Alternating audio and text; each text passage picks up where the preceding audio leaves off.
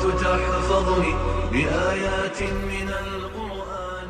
Orang-orang yang punya pertanian, orang-orang yang punya kebun, tidak akan ada yang mengurus, maka mereka akan menjadi tanaman liar dan bisa juga mati. Apabila kita sudah tidak lagi berdagang, bagi yang menjadi pedagang, sementara dia terkurung di rumah-rumah mereka, otomatis mata pencariannya juga tertutup, ujung-ujungnya juga mati.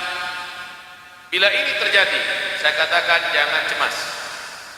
Ada senjata yang telah disampaikan oleh Allah SWT dan juga dijelaskan oleh Rasulullah. Senjata ini mereka tak punya. Amerika tak punya senjata ini, Cina tak punya senjata ini, Italia tak punya, Korea Selatan tak punya, Jepang tak punya, negara-negara hebat di dunia tak punya senjata ini. Yang punya cuma kita, hamba-hamba Allah yang meyakini Allah penguasa langit dan bumi. Senjata ini ada pada kita. Saya uraikan sebentar lagi. Anggaplah 1 jam ke depan khusus dari saya kepada kita, bagaimana kita selamat di akhir zaman. Kalau tadi judulnya menjadi generasi yang kuat di akhir zaman, maka saya akan mengalihkan terjemahnya kepada bagaimana menjadi kuat dan selamat di akhir zaman. Saudara-saudaraku, jangan cemas. Sekali lagi saya katakan jangan cemas. In ta'lamuna fa innahum ya'lamuna kama ta'lamun wa tarjuna minallah ma la yarjun. Kalau kamu tersiksa, kalau kamu menderita, mereka juga yang kafir-kafir itu tersiksa dan menderita. Bedanya adalah wa tarjuna minallahi ma la yarjun. Kamu ada yang kamu harapkan dari Allah. Dengan penyakit yang datang, dosa-dosa kita gugur, ini kita harapkan dari Allah. Dengan penyakit yang datang, derajat kita naik, ini kita harapkan dari Allah. Dengan penyakit yang datang, Allah Subhanahu wa taala ganti untuk kita posisi yang tertinggi di sisinya, dan Allah tutup umur kita dengan syuhada di matanya. Ini yang kita harapkan. Wa tarjuna minallahi ma la yarjun. Yang kedua, dukhan. Dukhan adalah tanda besar kiamat yang pertama. Suasana dukhan itu bagaimana? Bumi dibungkusi oleh debu yang teramat sangat tebal. Debu ini bersatu dengan asap yang juga teramat sangat tebal dan panas. Sampai-sampai panasnya menyebabkan orang-orang kafir, orang-orang musyrik, orang-orang fasik dan ahli maksiat, orang-orang munafik, orang-orang zalim, seluruhnya melepuh kulit-kulit mereka bagaikan mereka masuk dalam oven, saking panasnya. Sembari dari lubang hidungnya mengeluarkan asap, mulutnya mengeluarkan asap seperti orang merokok. Inilah orang-orang kafir, orang musyrik, orang munafik, orang fasik, orang zalim, ahli maksiat. Mereka tersiksa karena dukhan.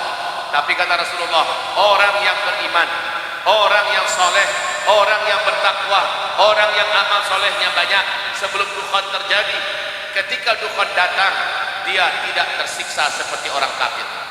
Dia tidak merana seperti orang musyrik, seperti orang munafik, seperti orang fasik, seperti ahli maksiat. Dia tidak begitu. Dia hanya seperti terserang flu dan demam saja. Ini akan dirasakan oleh orang-orang beriman yang soleh-soleh dan taat.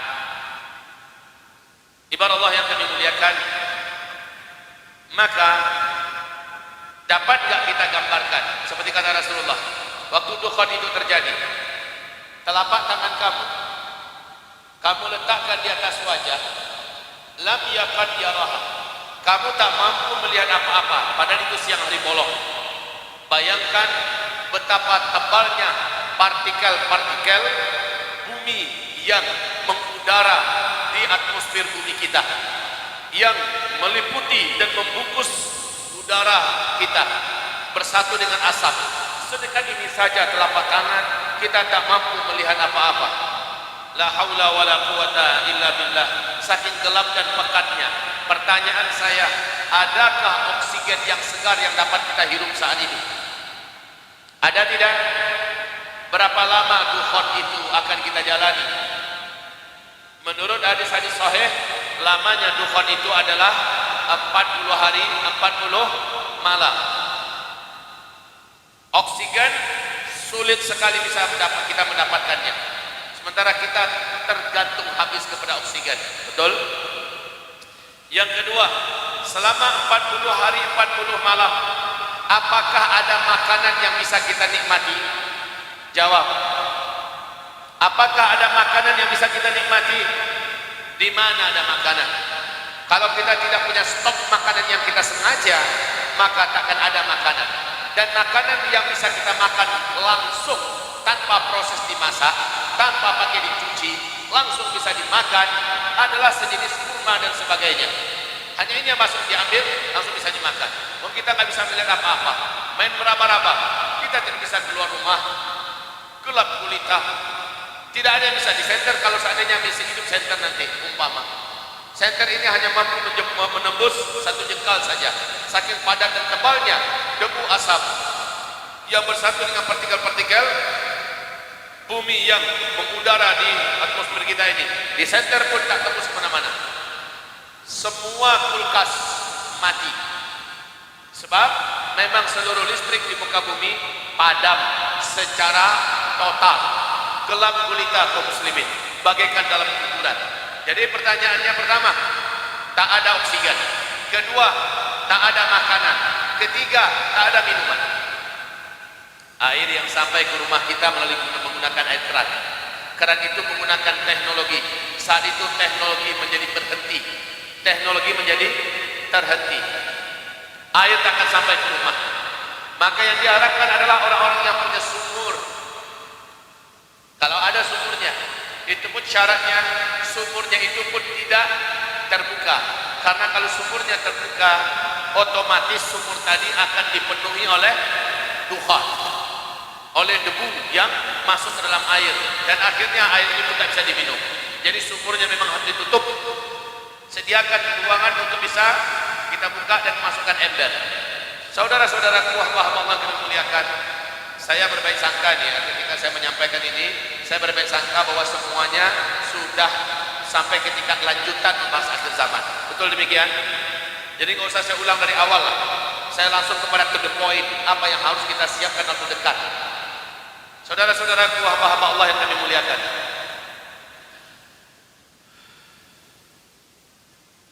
ini betul-betul petaka, Pak. 40 hari bukan waktu sebentar. Kalau hanya 4 hari mungkin masih bisa bertahan dalam lapar. Ya, ini 40 hari. Tak nampak apa-apa.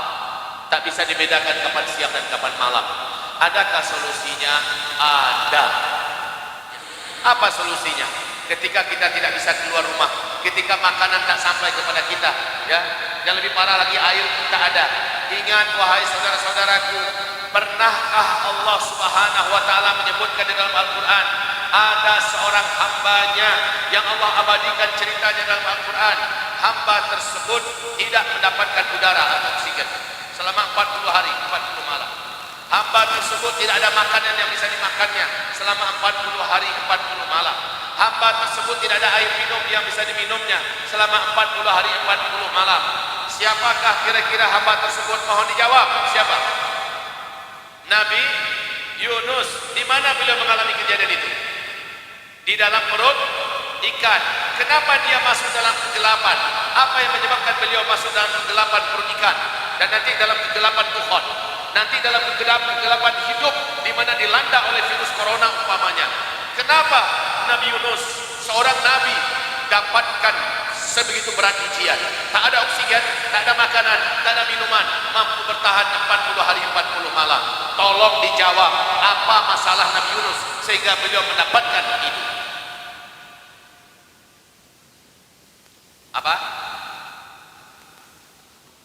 Masalah dakwah. Diapain dia dakwah? Dia lari dari kewajibannya, menjalankan perintah Allah, bersabar di dalam berdakwah. Oke, setuju? Setuju? Nabi Yunus lari, tidak mau menghadapi kenyataan, tidak berani menghadapi tantangan, tidak bersabar di atas ujian dalam jalan dakwah. Dia lari, Allah tegur dia, masuk dalam kegelapan. Awas. Tapi yang paling menarik, hidup apa mati Nabi Yunus dalam perut ikan? Kok bisa? Kan tidak ada oksigen. Jawab, hidup apa tidak Nabi Yunus dalam perut ikan? Kok bisa? Kan tidak ada makanan. Jawab, hidup tidak Nabi Yunus dalam perut ikan? Kan tidak ada air. Hidup apa tidak? Tidak ada udara, tidak ada makanan, tidak ada tapi bisa hidup. Apa rahasianya? Allah Subhanahu wa taala berfirman, "Wa najjaynahu." Kami selamatkan dia. Kami selamatkan Yunus. Karena zikir yang dibacanya di dalam perut ikan. Lalu apa kata Rasulullah sallallahu alaihi wasallam? Ala unabbiukum, maukah kalian aku ajarkan dengan sebuah ajaran yang besar? Bisyai'in idza nazala bi rajulin minkum karbun aw bala'un min balayad dunya. Tidaklah salah seorang di antara kalian ditimpa oleh bencana yang sangat besar dalam kehidupan dunia ini, atau bala di antara bala-bala kehidupan yang berat di dunia ini. Thumma da'alihi, lalu dia mengamalkan bacaan ini, illa furija anhu, melainkan Allah pasti akan melepaskannya, Allah pasti akan membebaskannya, Allah pasti akan menyelamatkannya. Maukah kalian aku ajarkan amalan itu? Kata Rasulullah kepada para sahabat. Apa jawaban para sahabat? Qalu bala. Para sahabat menjawab, mau ya Rasulullah, mau banget ya Rasul. Nabi mengatakan, du'aul linnun, yang kalian baca dalam masa diselimuti oleh wabah, oleh petaka, oleh bala, oleh bencana besar, yang harus kalian baca adalah yang dibaca oleh Zunnun ketika dia ada dalam perut ikan, dalam kegelapan yang pekat, berhari-hari, bermalam-malam. Apa doa Zunnun? La ilaha illa anta subhanaka inni kuntu minadh dhalimin. Sama-sama. La ilaha illa anta subhanaka inni kuntu minadh dhalimin. La ilaha illa anta subhanaka inni kuntu minadh dhalimin. La ilaha illa anta subhanaka inni kuntu minadh dhalimin. Sebelum kita ulangi, artinya adalah la ilaha illa anta, tidak ada zat yang berhak disembah kecuali hanyalah Engkau. Tidak ada zat yang berhak ditaati kecuali hanyalah Engkau. Tidak ada zat yang paling berhak diikuti ajaran-ajarannya kecuali hanyalah ajaran-ajaran Engkau. Subhanaka, Engkaulah yang maha suci, Engkaulah yang tak pernah salah, Engkaulah yang tak ada kekurangan, Engkaulah yang tak punya cacat. Inni, adapun diriku ini, kuntu minadh zalimin, aku mengaku di depanmu ya Allah, aku ini orang zalim. Ini doa Nabi Yunus dalam perut ikan. Hal yang sama dilakukan oleh Nabi Adam. Tapi Nabi Adam, bacaan doanya adalah inni zalamtu nafsi zalaman katsira wa la yaghfiru dzunuba illa anta. Aku telah melakukan kezaliman ya Allah. Engkau larang aku langgar laranganmu. Ini kezalimanku. Aku akui di depanmu ya Allah. Dan hari ini tidak ada yang mampu mengampunkan dosa-dosaku itu kecuali Engkau. Faghfirli, ampuni hambamu ya Allah. Ampuni hambamu ini. Coba lihat para nabi minta ampun kepada Allah. Kita nabi apa bukan? Kita nabi apa bukan? Rasul apa bukan? Wali Allah apa bukan? Bukan. Jika demikian, apakah kita tidak bersalah dan berdosa kepada Allah? Pasti. Mungkin kepada orang tua kita, mungkin kepada Allah dalam artian sholat yang selama ini kita nomor 3 akan menempatkan. Mungkin dalam artian kita masih main riba sampai hari ini. Mungkin dalam artian kita telah berkhianat kita telah mengkhianati atasan kita telah berlaku zalim dan sebagainya. Banyak sekali dosa kita. Saudara-saudaraku, akui ini dengan jujur. Seperti pengakuan Nabi Yunus kepada Allah dalam perut ikan. Inni kuntu minallah. Baca ini kaum muslimin. Baca illa furija'an. Kalau ini dia buat, kalau ini dilakukannya, seberat apapun bala yang sedang dihadapinya, seberat apapun bencana, petaka, musibah, huru-hara yang sedang dihantamkan Allah kepadanya, furija'anhu, dia pasti Allah selamatkan, dia pasti Allah bebaskan. Saudaraku, seandainya terjadi dukhon dengan seluruh dunia, ma'akan Allah, afan Allah wa iyyakum, seandainya ini terjadi, apa yang harus kita lakukan? Lakukan ini. Tapi syaratnya ada. Syaratnya adalah surat Al-An'am. Surat Al-An'am ayat 158.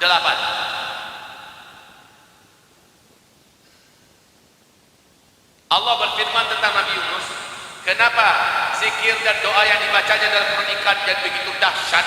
Karena Yunus sebelumnya adalah hamba Allah yang banyak berzikir, hamba Allah yang kuat ibadahnya, hamba Allah yang lurus akidahnya. Ini yang harus dijaga. Kalau seandainya akidah kita rapuh dan lemah, tauhid kita masih belum lurus, amalan kita, amal solehnya minim, dosa banyak, lalu kita baca doa tadi, maaf, saya yakin tak mempan. Saya yakin tak mempan. Walaupun membacanya Bapak Ibu membacanya ribuan kali. Sebab apa? Syaratnya harus soleh sebelumnya, harus taat sebelumnya, harus kuat zikirnya sebelumnya. Sebelum kita memulai zikirnya Nabi Yunus, kita sudah tercatat sebagai hamba Allah yang menjauhkan diri dari dosa dan maksiat. Dari sekarang Pak, kalau Bapak putus tali silaturahim dengan salah seorang saudara Bapak Ibu, sambung cepat dan sekarang. Kalau Bapak hari ini orang tuanya masih luka hatinya gara-gara perbuatan kita, gara-gara lisan kita, selesai acara ini hubungi orang tua, kontak beliau. Kalau orang tuanya dekat, ambil beliau, ambil tangannya, tempelkan mata kita di tangannya, tempelkan pipi kita, tempelkan kening kita, menangislah kepada orang tua kita, minta maaf kepadanya, berjanjilah untuk menyenangkan hati orang tua selama itu bukan maksiat. Kalau ada di antara kita masih berhubungan dengan riba, masih berhubungan dengan leasing, kredit dan sebagainya, stop, kembalikan saja kalau kamu mampu bayar tunai. Stop. Siapa saja yang masih mencari pencarian dengan cari-cari yang haram, ada yang syubhat, tinggalkan semua.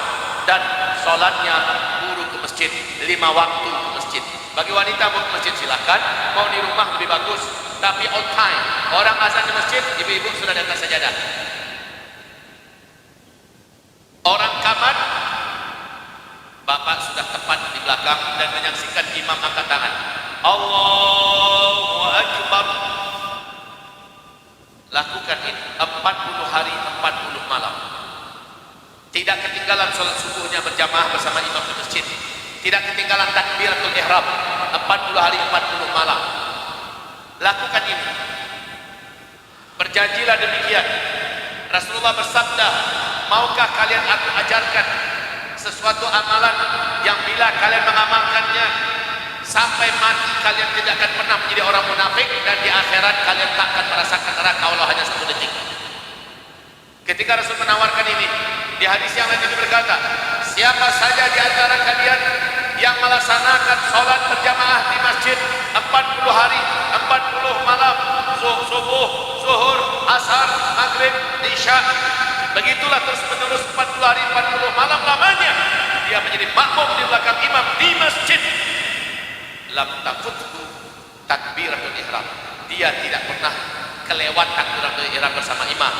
Jadi setelah qad qamatis shalah,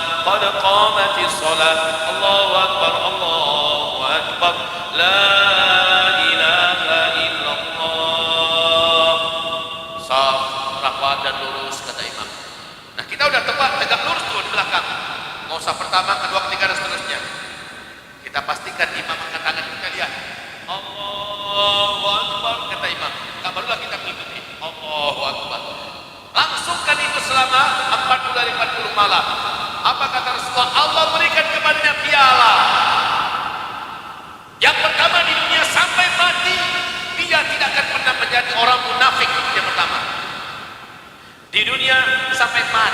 dia tidak akan pernah menjadi orang munafik. Yang kedua, di akhirat dia tidak akan pernah merasakan neraka walaupun hanya 1 detik. Allahu Akbar. Syaratnya sholatlah 40 hari 40 malam. Tapi ini ujiannya berat, sangat berat. Kalau azab di hati anda ini setengah-setengah atau 2/3 saja, anda tak akan berhasil. Azabnya sebulan. Apapun terjadi, saya akan menjaga sholat 40 hari ini dengan disiplin. Rakaat pertama bersama imam. Bagi wanita bagaimana? Di rumah. Kalau anda bisa ke masjid, bagus. Anda tak mampu ke masjid, lebih bagus lagi. Tapi on time, orang azan, anda sudah di atas sajadah. Bisa tidak? Ayo jawab, bisa tidak? 40 hari nggak boleh ketinggalan. Subuh, zuhur, asar, maghrib, isya. Oh Ustaz, kami kan ada haidnya. Ketika haid terjadi, bagi wanita gampang, tinggal pause. Ibarat pakai remote, tinggal pause. Hari ke-21 terjadi haid. Sementara dia sudah genap melaksanakan subuh, zuhur, asar, maghrib, isya, tepat waktu, ya. Sama ada berjamaah di masjid atau dia di rumah. Tapi ternyata hari ke-21 datang haid, tinggal pause. Nanti setelah suci dari haid, langsung mandi, on-kan kembali, nyambung. Itu caranya ya. Selama 40 hari anda akan menjadi ahli surga, tak akan pernah merasakan neraka walau hanya 1 detik. Dari kita semua tidak akan pernah menjadi orang munafik sampai mati. Masya Allah. Ibarat Allah yang kami muliakan, ini amalan, semoga diingat bersama. Coba ulang kembali. Ayo yang ibu-ibu, yang wanita, ayo yang ikhwan, yang laki-laki. Syaratnya amalan Nabi Yunus ini berlaku dan langsung seperti Nabi Yunus kejadiannya pada kita. Apa syaratnya? Ulangi balik. Benarkan pemahaman kita tentang tauhid, iman dan akidah kita. Yang kedua, perbanyak amal soleh, jauhi maksiat. Itu syaratnya ya, syaratnya.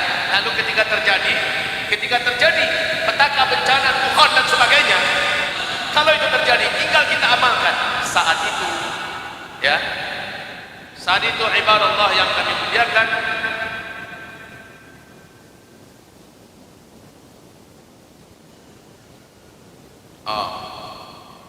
baik.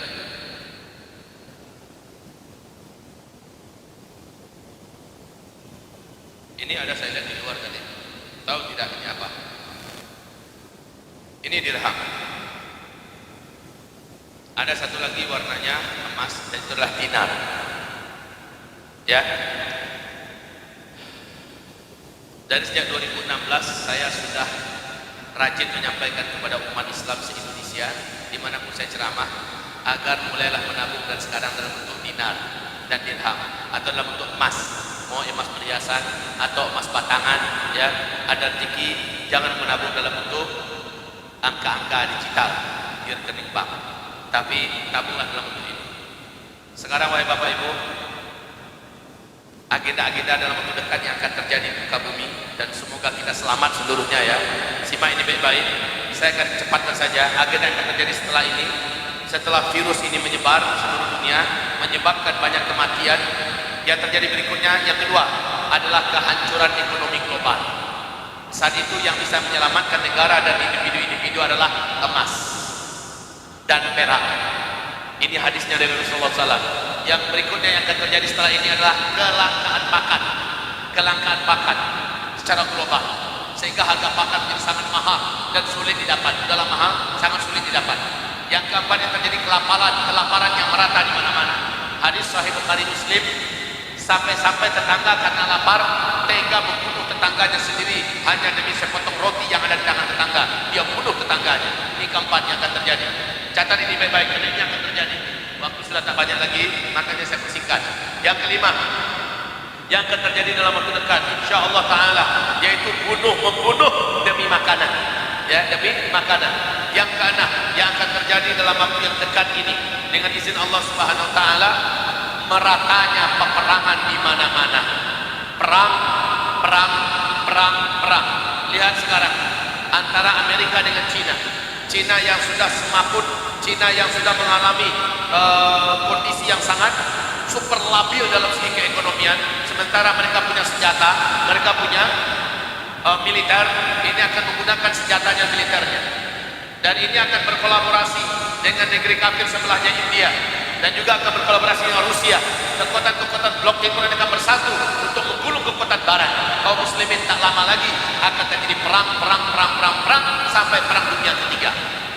Kemudian yang akan terjadi yang ketujuh dalam waktu dekat, hanya Allah yang maha tahu. Bapak Ibu kami muliakan, umat Islam menjelang Imam Mahdi keluar akan menghadapi 3 peperangan.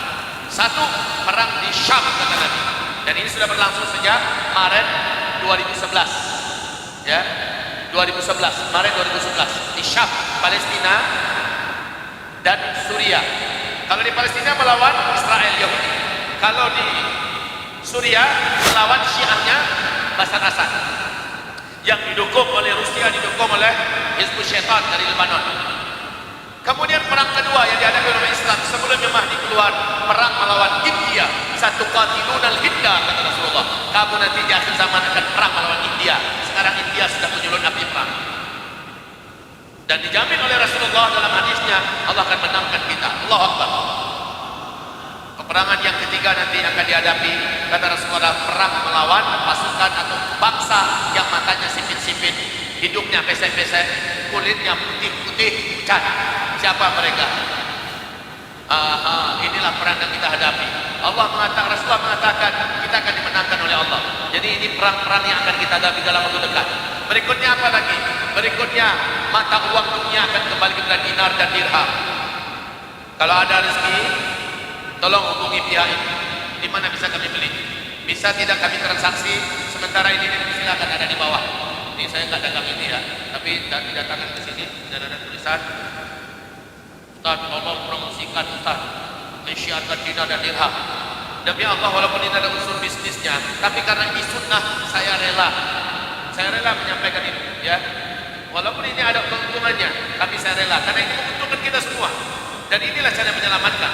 Saya belum bisa menyediakan emas dalam jumlah besar, saya belum bisa menyediakan perak yang seharusnya, tapi sekarang ada orang yang bisa buat. Silakan dapatkan dari orang ini, dapatkan di luar, informasinya dapatkan dari teman-teman kita di bawah. Oke? Jadi sebentar lagi dinar dan dirham akan kembali menguasai dunia. Hadis ini juga Rasulullah SAW menyampaikan. Tak lama lagi kalau begitu. Kemudian apa yang terjadi berikutnya? Akan terjadi perkelahian hebat di tubuh keluarga kerajaan Arab Saudi demi perebutan kekuasaan memimpin Mekah Madinah. Hari ini saudara-saudari, Muhammad bin Salman sudah memenjarakan 20 orang pangeran. Ini lebih ganas daripada tahun 2017. Bahkan orang yang paling terhormat se-Arab Saudi setelah Raja Salman, yaitu adik kandungnya Raja Salman, yaitu Pangeran Ahmad bin Abdul Aziz, adik kandungnya. Ini orang paling terhormat, pun ditangkap oleh MBS, ditangkap ya dengan tuduhan kudeta, mempersiapkan kudeta supaya Muhammad bin Salman nggak naik menjadi raja. Putra mahkota yang telah dirampas dan dikudeta oleh Muhammad bin Salman, yaitu Muhammad bin Nayef, yang sebenarnya adalah manusia yang baik, manusia yang lembut dan santun, berakhlak mulia. Ini kembali ditangkap dengan tuduhan yang sama. Ini makar tingkat tinggi. Hukumannya penjara seumur hidup atau dibunuh. Ini mengerikan, Pak. Ditangkapi. Maka sebentar lagi kita akan menyaksikan ini. Terus yang ke-9 yang akan terjadi dalam waktu dekat adalah bila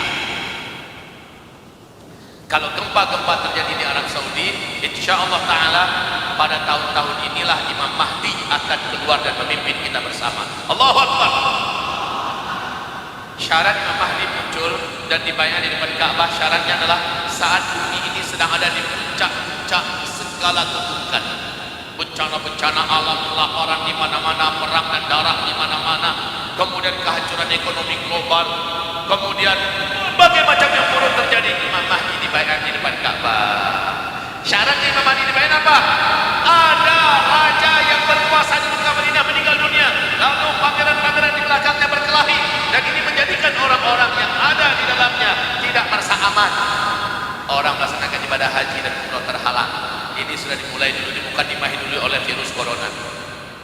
Besok akan menyusul dengan perkelahian di dalam tubuh keluarga kerajaan. Jika ini benar terjadi, lihat fix, maka di waktu yang sama akan terjadi gempa-gempa di Mekah, di Madinah dan sekitarannya. Kalau demikian, wahai hamba Allah, zuhurul mahdi inda ikhtilafi ummati wassalazir. Kemunculan al-mahdi itu nanti adalah saat umatku sedang berselisih, saat umatku sedang bersitegang untuk mendapatkan kekuasaan memimpin Mekah Madinah. Sekarang terakhir yang akan terjadi dalam waktu dekat insyaallah taala dengan kondisi yang ada sekarang, perang dunia ketiga. Perang dunia ketiga. Perang dunia ketiga. Dan di tengah-tengah kejadian itu, sebelum perang dunia ketiga, ini yang paling kita syukuri, semoga kita termasuk di antara yang terlibat di dalamnya. Apa kata Rasulullah dalam hadis Sahih Muslim? Nanti ketika Madinah sedang kacau-kacaunya, Rasul mengatakan di akhir zaman Madinah sedang kacau-kacaunya. Saat itu Baitul Maqdis, Masjidil Haram dibebaskan, dimerdekakan kembali, dan diumumkan khilafah Islamiyah berdiri di Baitul Maqdis. Allahu Akbar. Si Donald Bebek telah memulai agenda ini. Dia yang mengumumkan secara sepihak bahwa Baitul Maqdis adalah ibu kotanya Israel. Dengan demikian resmi Baitul Maqdis menjadi terjajah kembali. Dan tak lama kemudian setelah itu Baitul Maqdis akan dibebaskan oleh bala tentara Allah di kalangan manusia, hamba-hamba terbaik yang ada di muka bumi. Mereka akan bersatu dan bebaskan Masjidil Aqsa. Insyaallah ketika bumi sedang kacau-kacaunya, kabar baik kita dengar nanti Baitul Maqdis dibebaskan. Tak lama lagi. Jika demikian, apa peranan Anda demi pembebasan Baitul Maqdis? Harus ada peranan. Barometer iman di akhir zaman adalah Syam, dan Syam itu adalah Palestina. Palestina itu adalah Baitul Maqdis. Baitul Maqdis itu adalah Masjidil Aqsa. Siapa yang peduli ke sana, siapa yang perhatian ke sana, siapa yang bergabung ke sana, dia orang beriman. Tapi yang tidak peduli dengannya, maka dia bukan orang yang beriman, hanya ngaku-ngaku beriman. Ini sore kami ajak dan menggalak kekuatan kita bersama-sama, mulai dari doa sampai pada finansial kita. Apa yang kita miliki sore hari ini, siap-siap kita akan korbankan demi Baitul Maqdis, demi pembelaan Islam di Baitul Maqdis dan di Indonesia tercinta. Kita siapkan pengorbanan terbaik kita. Karena tahun ini Israel sudah umumkan di akhir 2019, tahun 2020 seluruh Palestina termasuk Gaza dan lainnya akan resmi diambil rampas oleh Israel tahun 2020 ini. Demi Allah saya bersumpah, jika benar demikian kita sama-sama saksikan, Israel akan berakhir 2020 ini. Jika mereka melakukan itu dengan izin Allah Subhanahu wa taala, mereka akan tamat, atau minimal 2020 ini Israel akan menghadapi perlawanan yang sangat dahsyat dari umat Islam yang terbaik di muka bumi ini. Lihat saja, dan kita akan tunjukkan Indonesia punya peranan di sana. Takbir! Siang ini, sore ini kita persiapkan, kita ambil dana kita ya Allah untuk Baitul Maqdis, untuk perjuangan pembebasan Masjidil Aqsa ya Rabbal Alamin. Ya. Alhamdulillahi Rabbil Alamin.